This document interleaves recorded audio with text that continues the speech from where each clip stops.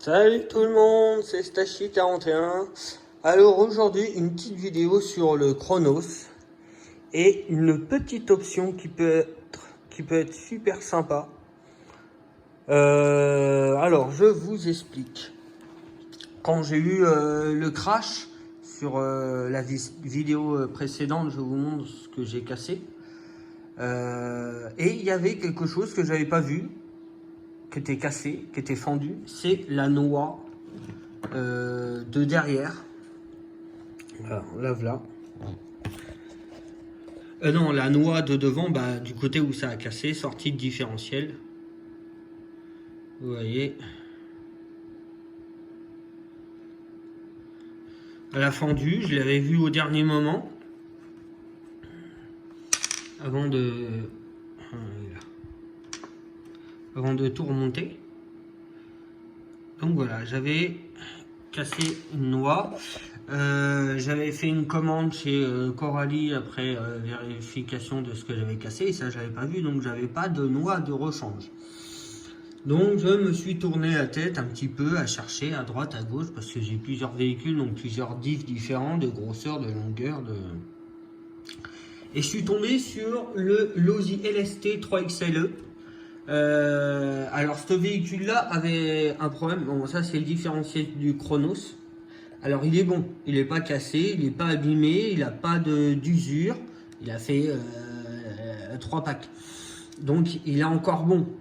C'est juste la noix que j'ai explosée.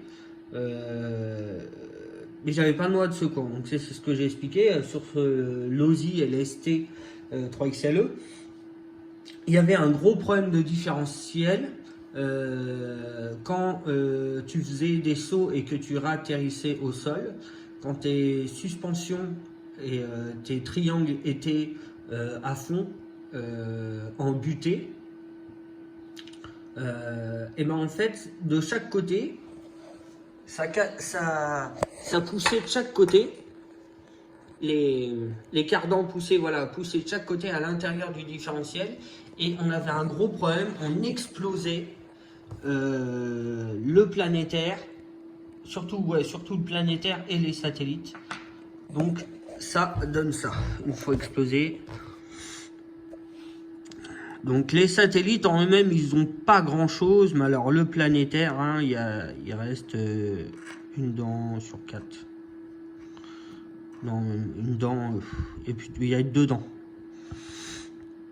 Alors vous voyez, il y en a partout. Il y a des bouts de dents partout à l'intérieur.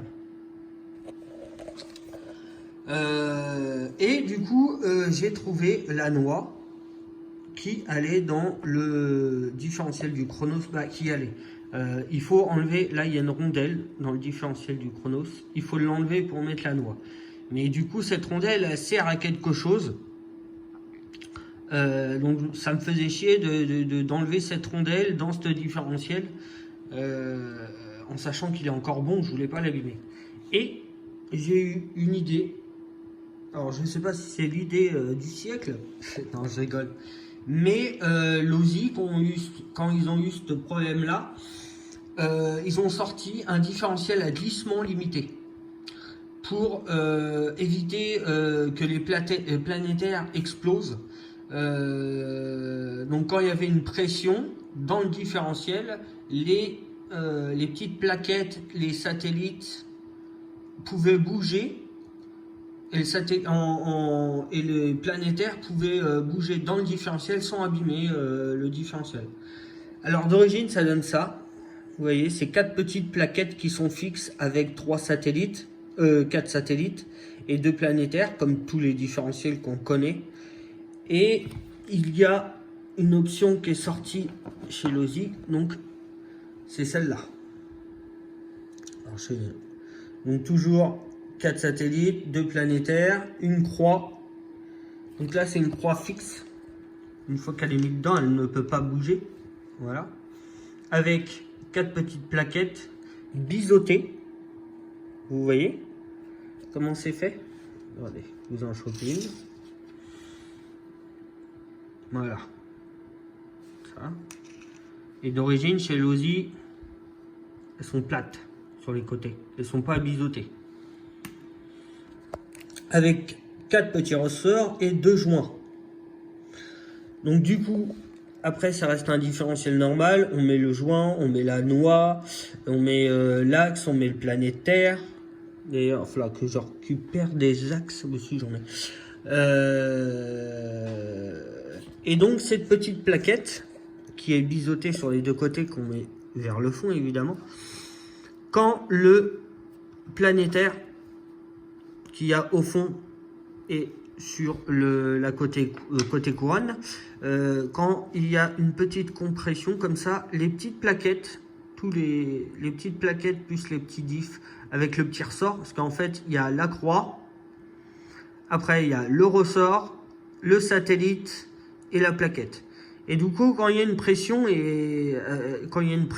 par rapport au planétaire, donc ça pouvait bouger un minimum sans mettre de pression, comme celui-là où tu mets une pression et les plaquettes elles ne bougent pas, rien ne bouge. Donc ça permet à l'accélération d'avoir une fluidité, plus de fluidité dans l'accélération. Quand on va accélérer un coup sec pour un backflip ou même pour taper la roue, et ben à place d'être fixe, et à chaque fois c'est des coups donnés dans les roulements et dans les noix. Donc moi sur le Losi, depuis que j'ai changé cette différentiel là, les noix ne bougent plus. Je les bouffe plus parce que à l'accélération comme au frein, ça reste quand même, ça lui donne un coup de fluidité à chaque fois, même quand on atterrit les roues, et ben le différentiel à la place de se bloquer, et ben il a quand même une petite, il a un petit peu de jeu qui lui permet de se déplacer à l'intérieur quand il y a des gros chocs et d'avoir une pression moins importante que dans un différentiel normal. Ça en premier. Bah oui, j'ai tout expliqué normalement. Donc voilà, et puis bien sûr ouais, la force centrifuge permet aussi, la force centrifuge emmène les satellites vers l'extérieur. Quand il y a une pression quand tu passes de l'extérieur à l'intérieur, donc un coup de frein ou alors un saut, ça permet vraiment aux satellites, grâce aux petites plaquettes biseautées, d'être beaucoup moins violent qu'un diff normal. Donc du coup, ça y va. Le corps avec la couronne, parce que moi je garde donc la couronne et le pignon d'attaque qui ont rien, c'est juste l'intérieur du différentiel de Losi où c'est vraiment bousillé. Donc moi je récupère donc le pignon d'attaque, je récupère la couronne et je récupère les axes de planétaire. Alors ça c'est le pignon d'attaque de chez Losi. Donc il est légèrement hélicoïdal, alors légèrement, hein, comme chez Team Corley. Mais voilà, Team Corley, sur le pignon d'attaque, ils sont partis comme chez Losi et ils sont arrêtés. Je ne sais pas pourquoi ils ont fait ça, pour mettre une noix avec un trou plus petit. Que voilà, chez Losi, ils sont bons jusqu'au bout. Après, il faut juste trouver une noix de cardan adaptée. Donc ça vient du HPI. Les sorties de HPI SC Flux ou C5, non C5, le gros un cinquième, et ben les sorties de diff chez HPI c'est ça. Donc du coup ça y va parfaitement et ça rentre dedans parfaitement. Les noix après de chez Losi, je ne connais pas encore le Chronos aussi bien que mon Losi. Les noix du Losi sont vraiment solides, elles bougent pas, vraiment. Grâce aussi un petit peu au différentiel avec glissement limité, ça aussi conserve les noix. Donc c'est que un avantage. Donc du coup, si vous voulez optionner votre Chronos avec un différentiel à glissement limité, après je vous le conseille pas tout de suite, j'ai pas encore testé, Chez Losi, ils vendent le kit complet. Voilà, alors avec, il y a le joint, le corps, les 2 petits joints, les 4 ressorts, les 4 plaquettes, les 2 planétaires, les 4 satellites, la petite croix.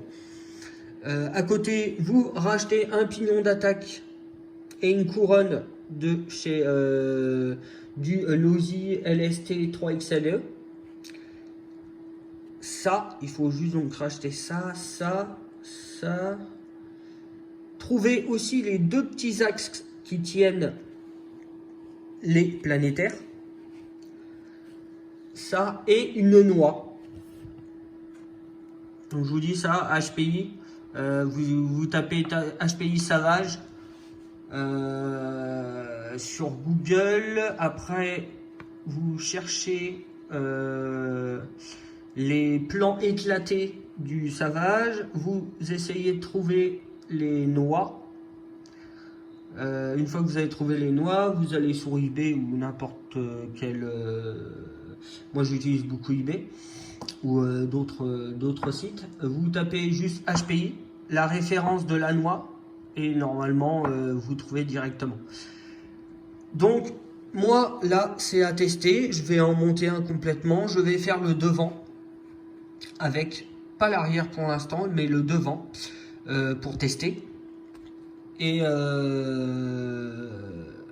franchement, si ça marche, c'est cool.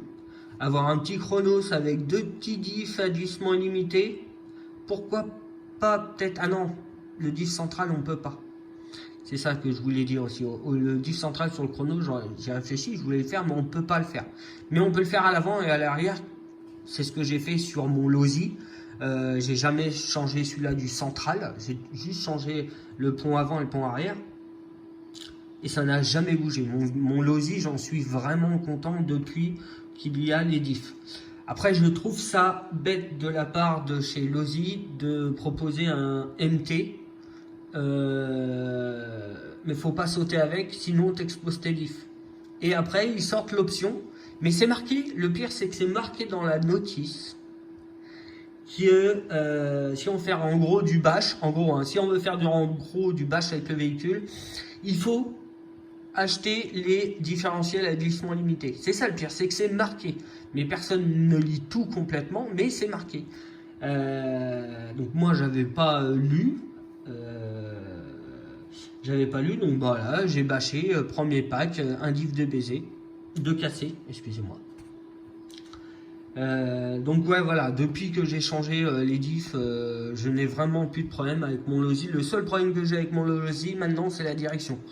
C'est une direction en plastique, ils ne l'ont pas fait en alu, et c'est tout le temps la même pièce qui casse.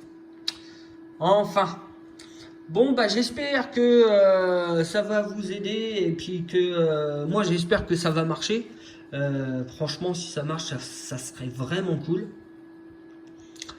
Donc si vous avez des petites questions, eh ben n'hésitez pas, je vais laisser mon adresse mail en descriptif, juste en dessous. Donc si vous avez des questions, vous m'envoyez un petit mail. Et voilà. Bon allez les gars, sur ce je vous laisse, je vous dis à plus. Allez, ciao.